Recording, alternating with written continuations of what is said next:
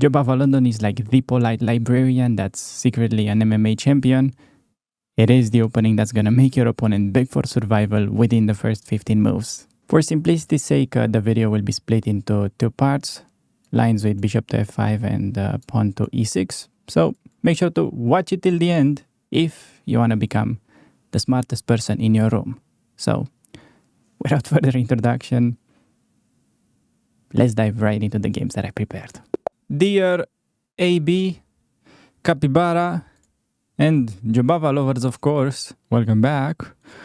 Today we're gonna be doing serious stuff. So if you woke up this morning ready to goof around, well, you've chose the wrong day. This is not a day to make fun. It is a day to be very serious with the Jobava London, and make sure that you remember whenever opponents do go for the bishop outside the pawn chain, g4, f5, that will trigger the f3 move. In case they don't, you want to play bishop d3, knight f3, castle, and break with e4. So if you remember this one every morning, I'm telling you, no problems in life, really. That just solves almost, maybe not every single one of them, but I would say quite confidently that it solves about 70% of the problems. Okay. h4. So threatening to win the bish. Opponent blocks. This is the main move. In low elo, it's more common that they do go for pawn to h6, but it's a bit inferior. Allowing white to open the game whenever he wants, and after bishop trade knight e2 long castle, we will ultimately break with g5 and recapture with a pawn. Now, make sure to remember that we push and then go easy play. Also interesting, of course, better play for higher elo games to do castle or to do knight h3, knight f4 first. Against Slav combined with h5. But the beauty of the Jobava London opening, it has no elo, no age. It is a place of inclusion. You can just play the same way every time and you're almost guaranteed, almost always guaranteed to get a great game. Alright, opponent played g6, so acknowledging the fact that white is threatening to push and mess up the pawns. So my Spanish opponent made a really caliente move. I think that's the word. I'm not sure if that's the word, but this g6 move, I don't know if it is caliente. It looks caliente. Okay.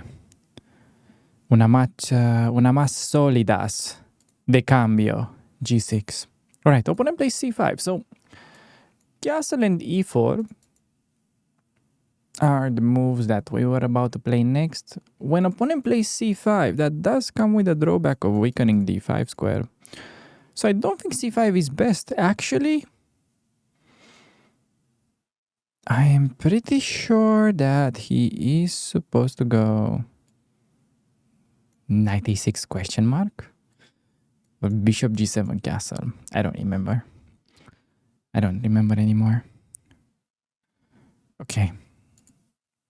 So c5, I've got basically two moves. e5 long castle, c4 queen d2, then break. But it's even better if you can get in e4, c4, queen e3. Because then the queen is better placed on e3 than on d2 since it does connect with the enemy king. So because of this duel on the distance pin, there is ed5 idea. So I feel e4 is strongest because we can at least take with the queen with double attack. So cd out of the question, not a problem. Queen takes and just winning for white. And de we have a very strong move that I will let you pause the video. Oh, he just took Tony. Hey, amigo Tony. That is a very not caliente move. He just took. Well, there we have it. Easy wins with the Jobava London, which is why I recommend this opening. See just how effective it is, even above 2100. Okay, Rook G8, but this just does nothing but accepting the fate. The fate that we will take, and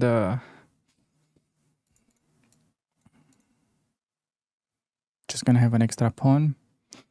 Only task that we need to do, and probably most difficult part of the game, to not hang the queen. If we don't hang the queen, then Jobava London works pretty well. So I'll just go back home and plan to castle. Before we move on with this game, I just wanted to mention to not leave you hanging there. You're probably pretty pissed and still wondering what was the best move. You wanna go for tempo. So strategically, putting pawns towards the center is desired, but in this position, queen capture, attacking b7 while also threatening to play d5, which makes it a double attack, is completely winning. I've had that position many times in the past. But now, okay, e5, I think I'm just gonna keep the bishop. Probably interesting to also sacrifice. I mean, since I'm so much better, you can just lose a piece and still do okay. I'm not putting bishop on g3, which is maybe somewhat interesting because it's still looking at the pawn, but it just feels bishop is a bit too restricted. From e3, it's fighting on both sides of the board.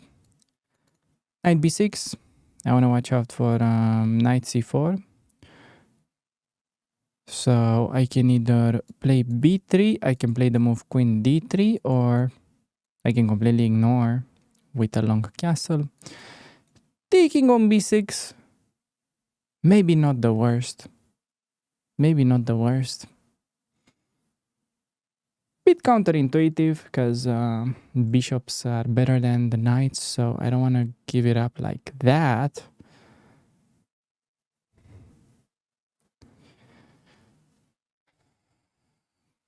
Although, yeah, it's probably just best to play b3 since I got a lot of backup on this square. Enemy bishop, it's not really that threatening. I'm not afraid of this idea. It takes too much time, and especially now that I get to put knight on e4, queen no longer is attack d5, I get to play c4, and whenever f5 happens, I can go en croissant. Yeah, now we are extra pawn, full control.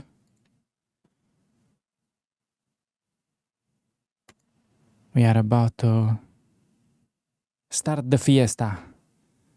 Or the siesta. Maybe both. We're gonna start a fiesta with c5 and then a siesta with knight on d6. How about that, Tony? Would you be so kind and greet me with the typical Hispanic hospitality? Tony says yes. Yes, Alex, we've been waiting for you all this time. Please infiltrate. And now, can I actually grab this pawn on f7, targeting the rook? Or I can actually...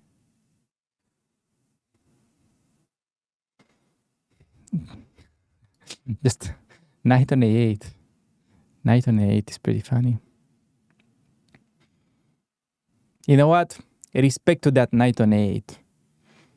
That's a knight that's really not happy with its place in life, but still wakes up every morning, show up at its job. Really, lots of respect for the A knight. Okay, can I just do knight b5? I can genuinely just go for a perpetual if I want. I can attack Tony's queen endlessly. You can also play c6. You can also play queen a5. I'd really like to play queen a5. Queen a5, the problem is a6, however. a6, c6.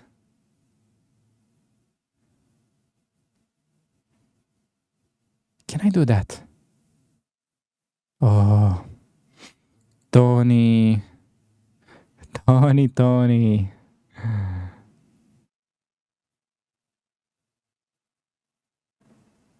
Tony might have had a gin tonic. Okay. I don't know about that. The knight on a8 would really deserve a gin tonic, but we will see. Okay, so a6. I can do knight d6, queen c7, force the queen trade, and then pick up f7. Can I just do this move? A, B, I have mate in one. c6, bc, it should be mate. I can also play bishop and then win queen. Okay, let's do c6. So it was important to provoke this move because now the knight cannot go to b6 anymore to block. So c6. Having some nasty ideas for Tony. I really feel bad for this game. This is just too much. Too much of an attack going on. Honestly, if this was an over-the-board game, I would have bought Tony a gin tonic. I think would have been fair. Other than that, check knight d6. Okay, we have to pick up queen. No, but seriously, where is my mate? This should be like a checkmate in 100 different ways. It's such a monster winning position that winning the queen doesn't feel enough.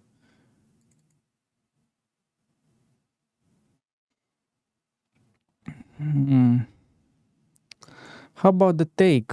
So he will take with queen. And then I don't seem to have follow-up. Okay, just wow.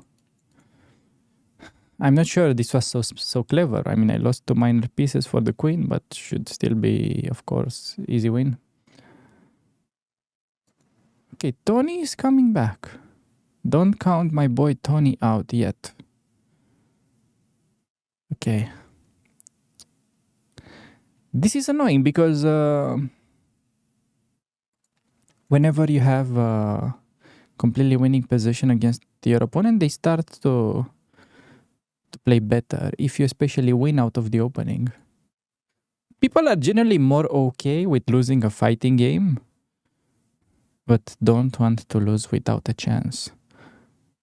Hopefully, we can keep it under control, but I am threatening knight b5, which I've just realized. Maybe I could have done that before. No, it was not a thing. There's knight c3, king b7, and now knight e4 I was looking at. Okay. Looking good. Making some aggressive moves. Bishop f8 looks mandatory. I will castle or play b4. Maybe b4, cb, short castle.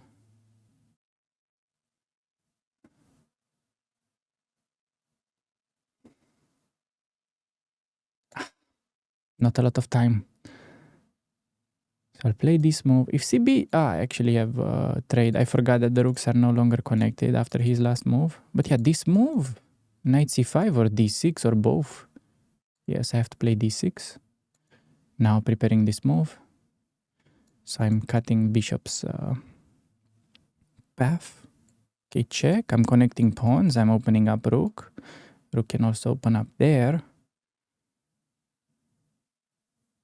He must take, otherwise I grab on a6. Okay, this is going really nicely. So 50 seconds left. Should probably be in time.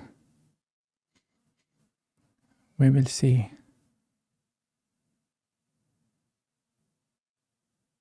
We will see.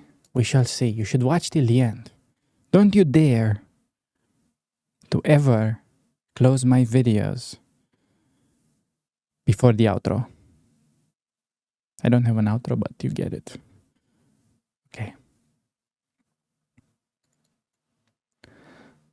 Rook to b1.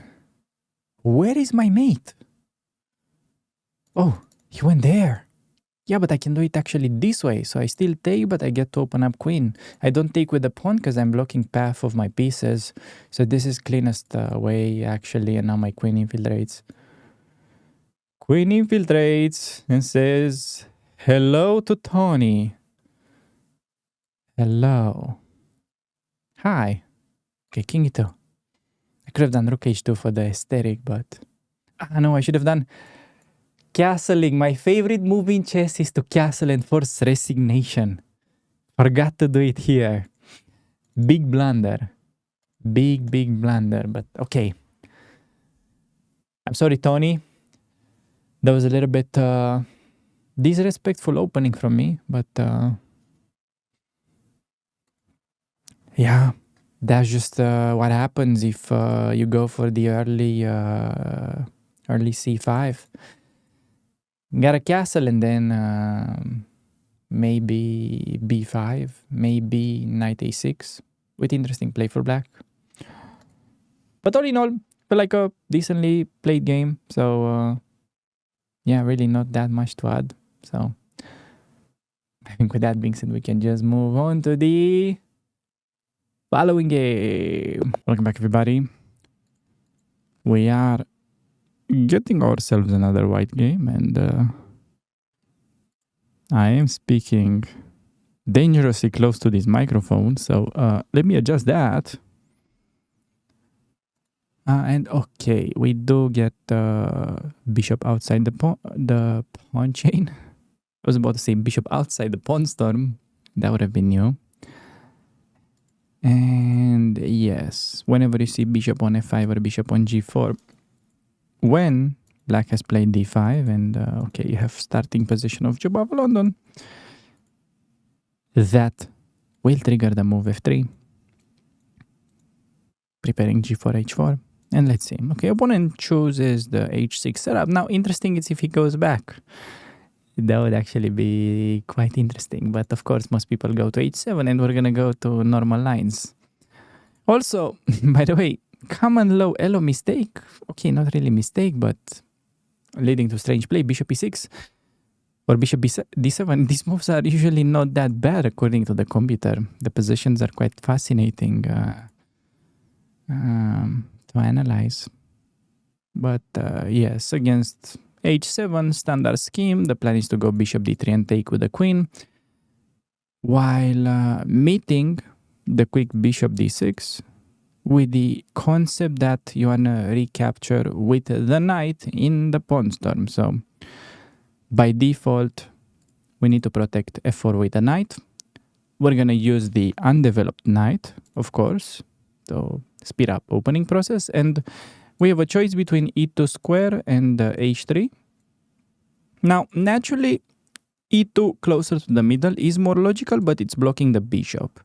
So when there is this risk of getting the bishop blocked, it's better to play knight h3, the more flexible move.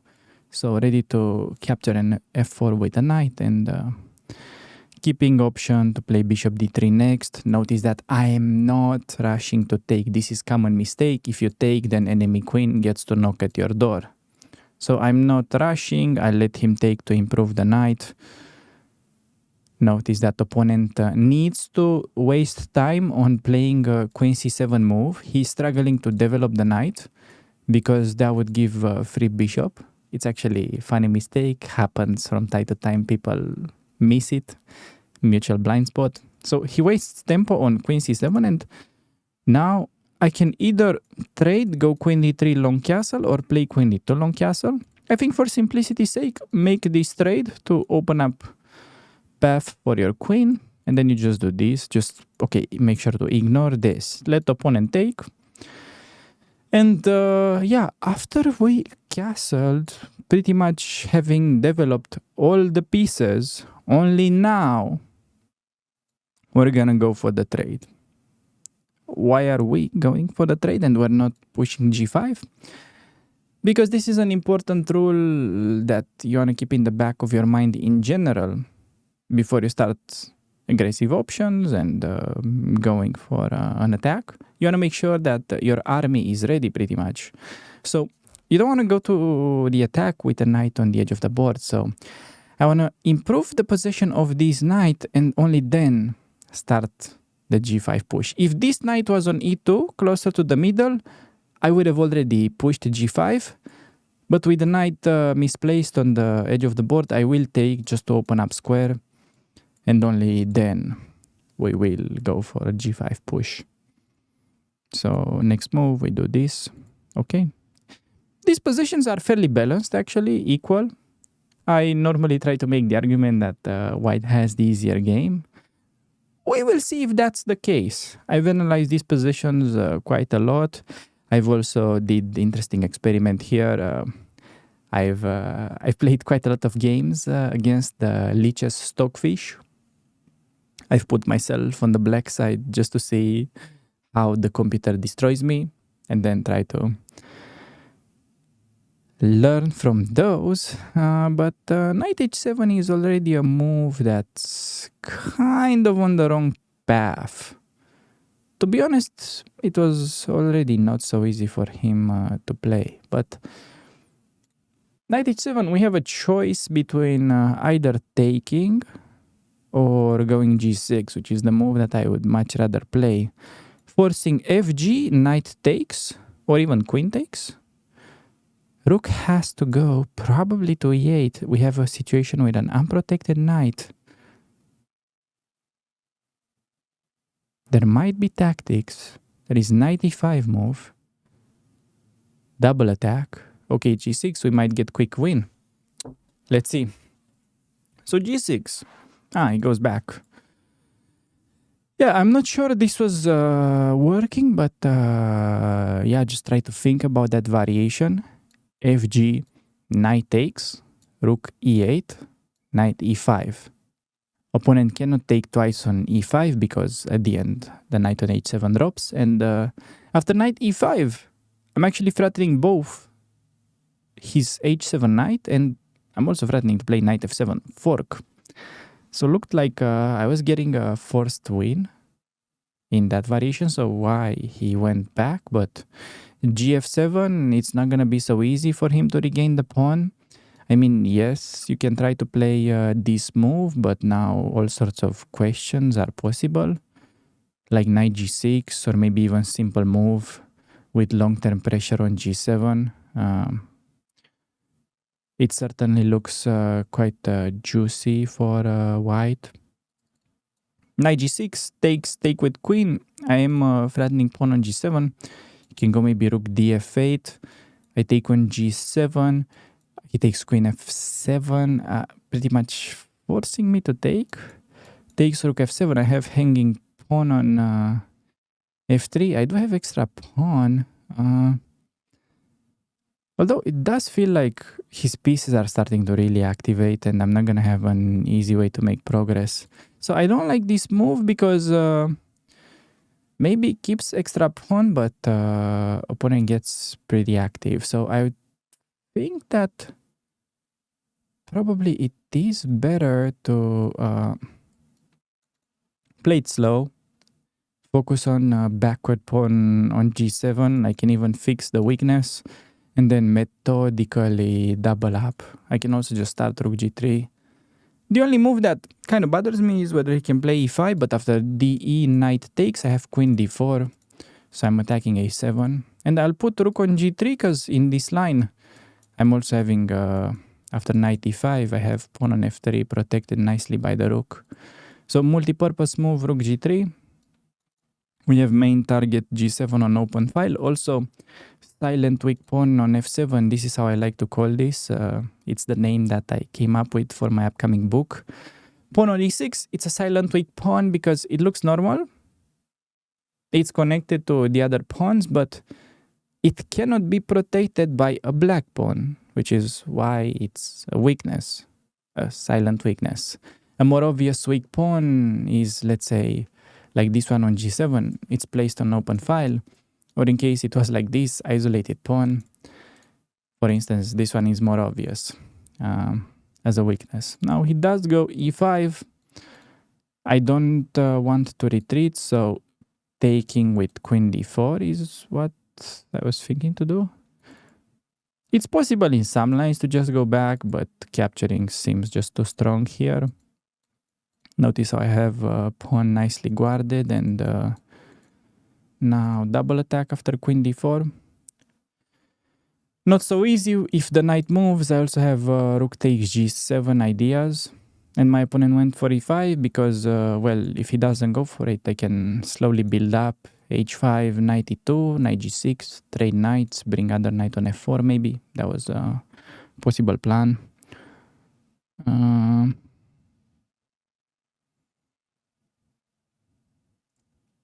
Now queen d4, opponent in really tough spot.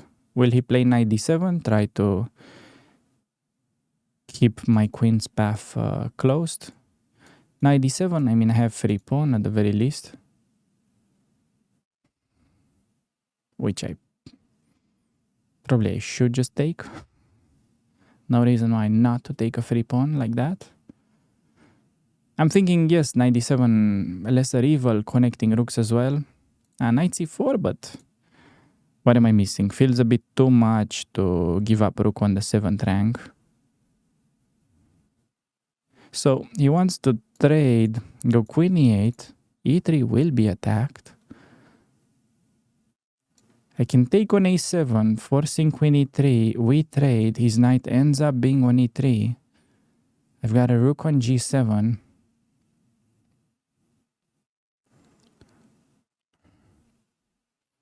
Not easy to make progress. Okay, so take.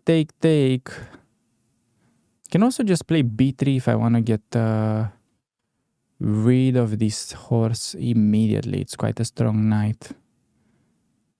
b3, let's say knight b6 he goes. Rook g7, that looks easily winning. Okay, how about knight e3, trying to make a mess? I take with queen, he goes d4. I play maybe, what do I play? Queen e5, dc, rook g7, rook g7, rook g7. Is his queen trapped?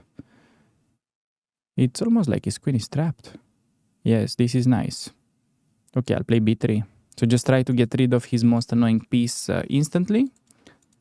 These pawns are still there. And okay, knight b6 doesn't have a threat. So now I can just take without queen e8 coming with a tempo. So that's going to buy me valuable time to keep my foot on the gas. We can keep accelerating. I don't actually have my foot on the gas right now, but I am looking for something along the 7th rank. So he wants to do this move, defensive. Can I play knight b5, like a tactical shot? Knight b5, cb, queen c5 check. He has queen c6, luckily. So close.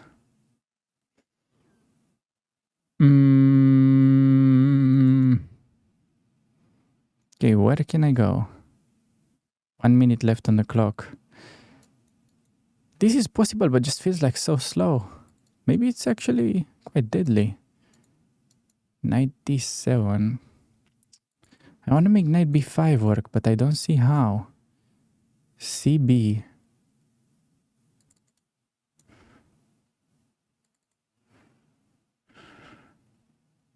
Knight b5 check. No. Don't sleep. Move something. Move something. 30 seconds. Okay.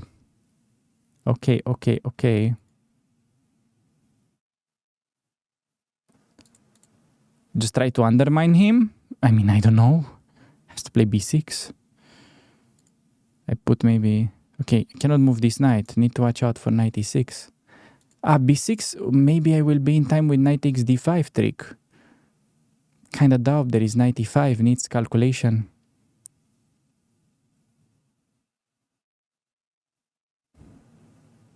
Knight e5, rook b7, what am I saying? Okay, trade. Happy with the trade. Check. Queen e5, rook d7, hope he blunders. King a8, I take with check, and then I play maybe knight a4. I also have queen c7, so king c8 may be important, only move. King c8 has to play. ab and then knight a4. Yes, so he found good move, but now... Perhaps this, it's difficult to stop.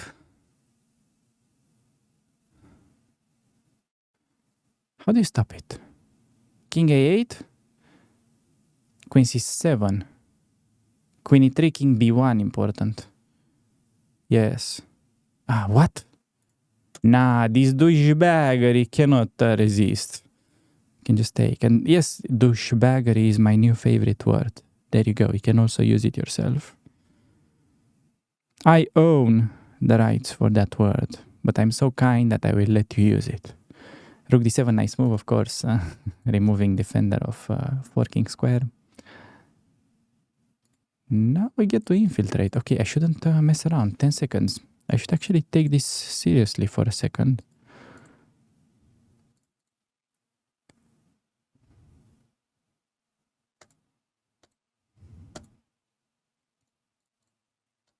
Queen g7 I play next move. I want to go for simplifications.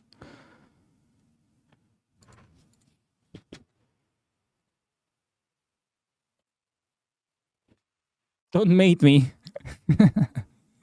Just don't mate me, okay? Opponent, hood knights. Do whatever you want. Just don't mate me. If possible. Are we gonna do the waiting game now? 4 minutes? Okay. Bam! And that should do it. We did get quite a crushing position out of the opening, but I do wonder if a4 was best play. So, what, 83? Look at this graph. How is this graph an 83? It's so smooth. But wait a second, Alex Bonanza. Is this the second day that you're making a video in a row? What is happening? Do you need money to pay your rent or anything? No. I'm actually super glad you asked, because my BS detector is really sensing some shady stuff about your games. So, in order to tie your knowledge of this opening, we're gonna have to look at the lines with e6. So far, we've seen everything bishop f5 related. So in the final game of today's video, we're gonna make you ready to try out the Job of London opening. But in case you played it 1,000 times before, now you're actually gonna get it. So with that out of the way, let's dive right into the final game of the video. Boys and girls, dear AB enjoyers, we're back with another white game, attempting to play the Job of London, and my opponent hits me with the somewhat interesting French move order, where it's actually pretty tempting to push e4, grabbing space in the center and then trying to play the so-called English attack. Except that doesn't really work against this very specific move order. Because e4, d5, f3 simply doesn't play out so well. You're supposed to pretty much just play bishop g5 or push in that position. So, I'm still going to hope that my opponent goes d5, which in most of the games they will. Or in case of anything else like that, I'm gonna go e3. So this is quite a serious line, I believe, actually, at the Blitz game at the birthday party against Grandmaster. I'm not gonna tell the Grandmaster. I don't know if the Grandmaster wants to know that he plays that. Since I'm such a famous guy, I will keep that a secret, but I had that against the Grandmaster. However, the point of a6 is to meet e3 with b5. b5, bishop d3, bishop b7, and it's leading to very interesting positions. So if you're looking, if you're comfortable French player that wants interesting line against Jobava, kind of a niche audience, I guess. But this is the thing for you. Okay, against c5 though, we are back into the standard lines and opponent wants to play c4, make my bishop passive, gonna be going dc, and the key idea that you wanna remember is to always castle short against bad light square bishop and castle long in the pawn storm. That is how you easily remember. Now, however, the key that you want to use and get a good game is to play the e4 move. I like to call this opening the Pandora's box. Problem is that most beginners just play knight e5, go for a trade, and then this is nothing special, but you don't realize that you're potentially one move away from winning the game. And I'm not exaggerating, e4 is a game-winning threat. Because, for instance, a lot of people could easily just ignore, go b5 and allow e5, knight d7. And then in that position, because the h7 square is pretty vulnerable, you can actually go bishop takes on h7, king takes, knight g5, king g8, queen h5 with a forced mate. So, can you believe that from such an ugly looking position, e4 genuinely threatening to win game, so that opponent pretty much has to trade, which will take us to maybe a favorable game, or he plays bishop e7, the better move. Now I will use Daniel Naroditsky pet line, so I will take on f6 and I will instantly play queen e2, acting like I blundered. So big shout out to Daniel Naroditsky. I learned this move specifically from his games. I'm kind of stealing his knowledge with that, but hey, it is public information. At least I'm giving a shout out. I'm not gonna act like a genius that I've invented this. So I've seen he plays this specific move a lot, and I used it myself, and it really helped with improving my win rate, because if bishop b2 taking on h7 is leading to a draw, but quite difficult to play for black. And h6, now you just managed to play rook a d1 and win a tempo. So there is c3 coming on the next move. A lot of people actually just go queen a5, c3, queen takes a2, and then white has some big attack. I had some really beautiful games starting from this structure. Perhaps now that he played this h6 move, I'll have queen e4 simply and g6 pick up the pawn. But yes, you see, this is how it normally happens, because now I'm threatening to play bishop h7 and win queen, so queen has to go somewhere. I've also dealt with queen b6 in the past. Maybe already interesting position to play queen e4, because g6 I grab. Should be good. And queen f5, yet again, I mean, I probably can just grab. We get an endgame with 3 against 2. I play c3. And I can just try to trade pieces, pretty much. Alternative is c3, he'll probably try e5, but then e5, queen e4, and he no longer has queen f5. Yes, I'll play c3. So a2 pawn, just gonna be too risky to grab. White has pieces ready to attack. Maybe interesting queen a2 also. Queen a2 might be getting the queen trapped, to be honest, apart from anything else. But even bishop takes, pawn takes, and then queen e4. Probably not enough, if I had to guess, but just the position is so powerful that it's something you want to have on your radar. Queen a2, how do we play it? We will see if he plays. I'm sure white has many good options. He's just not gonna start calculating when he can play a move like bishop e7. And okay, now usually we just expand with b4. Queen e4, he is looking to block.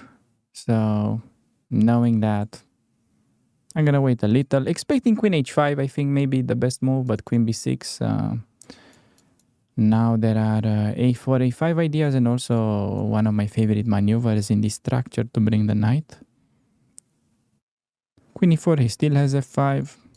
Could be possible I just provoke f5, I go back to e2, and then start talking with the pawn on e6. Should we play it that way? Alternatively, a4, a5, b5, where does the knight go? Knight a7, but yeah, it just looks like knight is getting so passive. It's brutal. It's getting quite brutal. So many nice ways to play. I guess a4. Just queen e4, queen e2, a bit slow. Yes, strategic, strong idea, long term. Just feels like I should keep the momentum going here. Also, if bishop d7, sometimes it could be interesting to consider just a check. So, give up bishop to infiltrate. Okay, queen a7, it allows me to push. I think I should probably go for it. I'm baiting b6 because then I have double attack. So, yeah, he's not supposed to give me unprotected knight. But if bishop d7, I'm like seriously wondering, probably check and then pick it up. We infiltrate. If rook d8, rook d1, trade of rooks, another rook comes to d8. Queen d3, king g8. Can go play endgame. I left bishop c7. Yeah, I'm pretty sure that endgame was actually better for us because queen is getting really passive. But he does go rook d8 instead. So, yeah.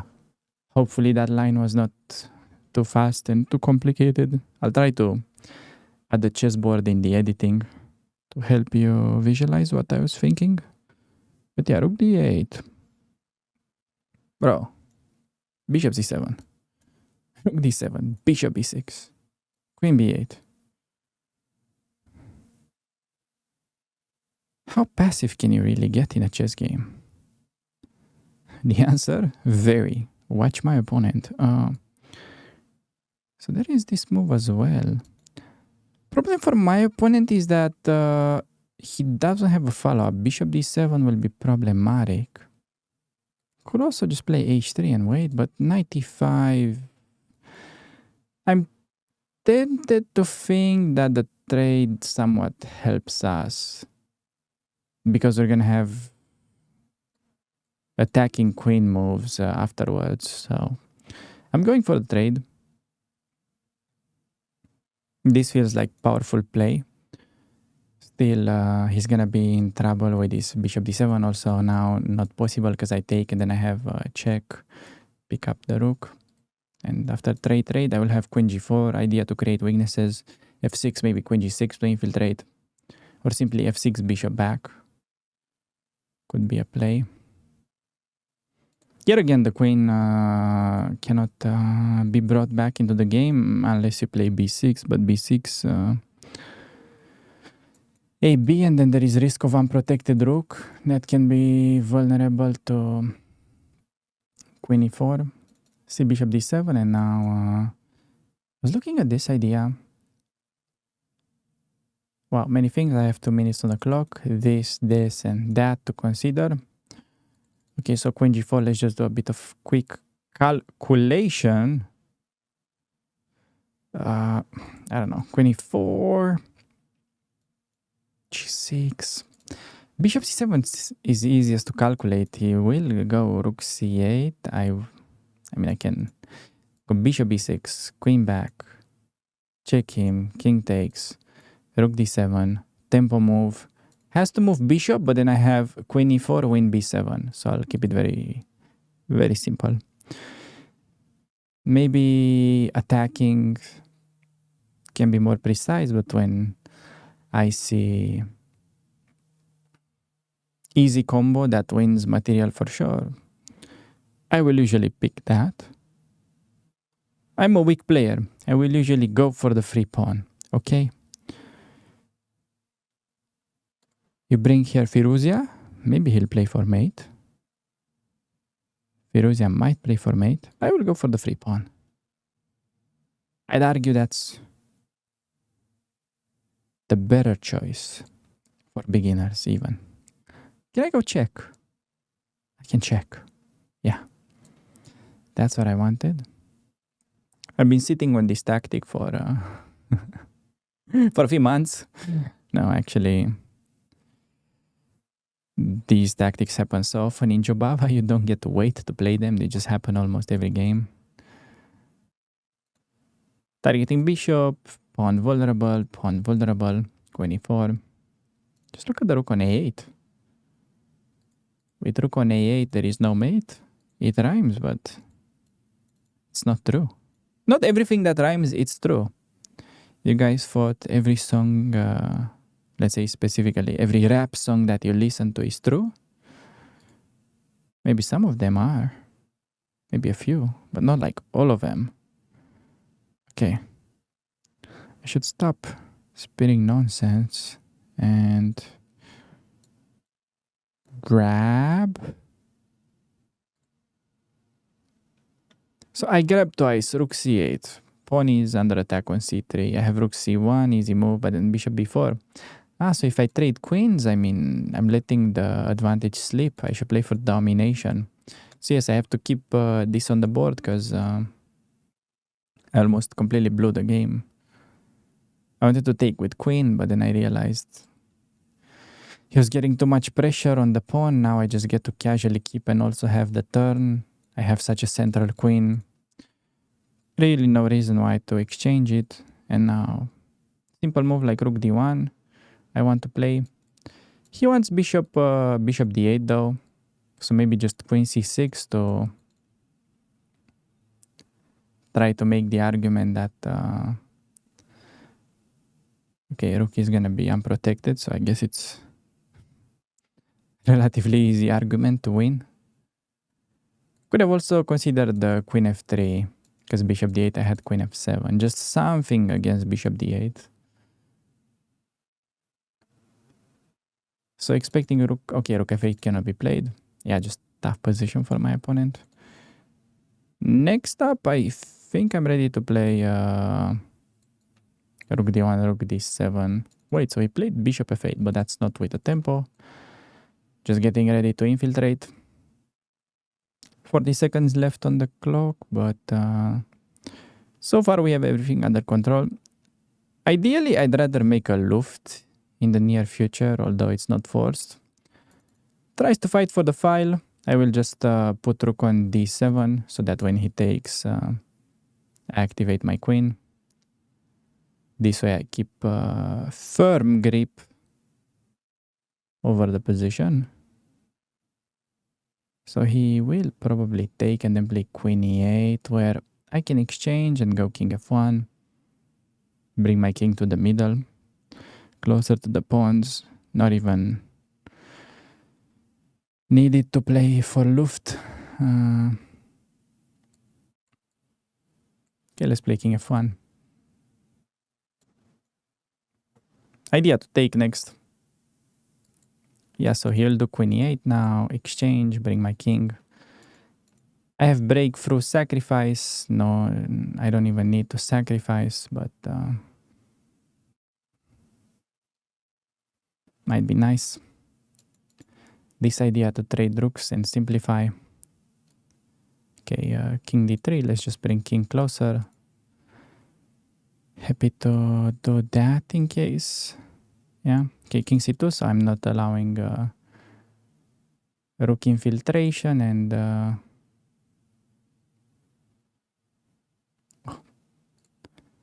what am I doing? 15 seconds. Come on, Alex. No need to sleep. Okay, I'll play bishop d4, exchange bishops next. At least that's gonna make it easier, I'd imagine. Okay. Make his king passive. Break with b5. King b4.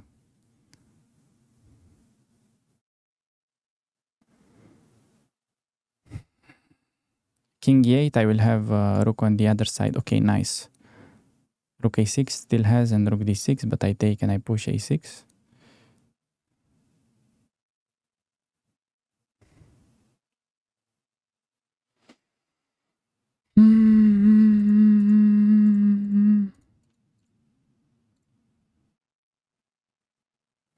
Unnecessary, complicated.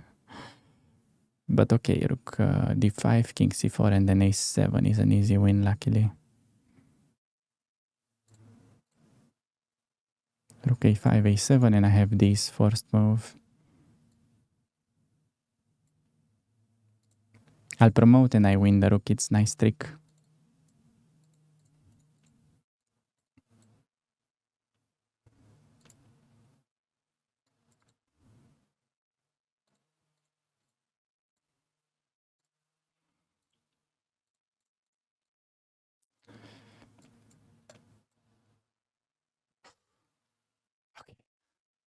All right, a little bit slippery technique at the end, but I think the middle game part was quite well played. I'm particularly happy about everything. Honestly, it was a great game. It was an overall well played game of chess. Thanks everybody for making it all the way this far into the video. Now, in case you want to check my 100 IQ Caro-Kann guide, make sure to check out that video. I'll see you there.